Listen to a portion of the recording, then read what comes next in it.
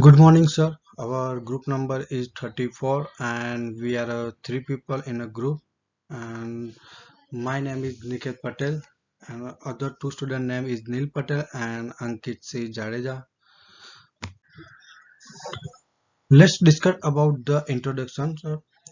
Strategic are the crucial to decision making because they are foundation for the collection and the evaluation of the data and information, resulting in a comprehensive interpretation and the result. Types of variable.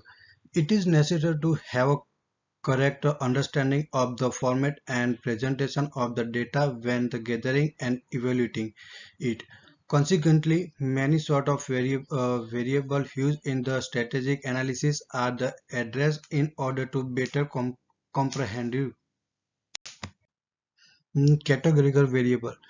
This kind of the variable takes into account data that contain the kind of the data that can be quickly remembered on the recognized based on the data tables and the names that are assigned to them.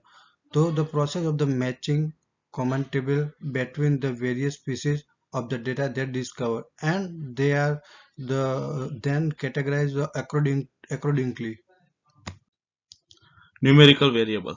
This is also involved in the use of number, which is known as the quantitative data or numerical data. The ability of the number format to perform mathematical and statistical calculation sets. It's apart from other formats that deal with numerical data types when it comes to how the data pertaining to numerical formats is collected and processed. Hypothesis test. In order to determine whether the specific data being uh, utilized is sufficient and appropriate to support the Partian test and judgment drawn therefrom, a statistical method of hypothesis test is believed to be a most efficient and appropriate way. The next one is simple linear regression. This is a regression model that evaluation and run regression between two variables, one of which is independent and other is dependent. Regression is being used to evaluate the link between two in a productive and effective way.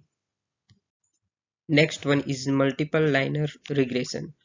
The purpose of using this regression model is make estimated for the associated between a single quantitative variable and is dependent in a nature and one or more variables that thought to be independent in nature.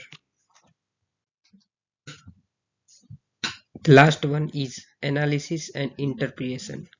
After giving up aforementioned claim full consideration, it was found that multiple linear regression is more accepted and suited because it was used in a variety of variable to attempt to predict that specific outcome of dependent variable. It is a account that non-linear considered had as well as interaction between different variables, which is something that basic linear regression cannot.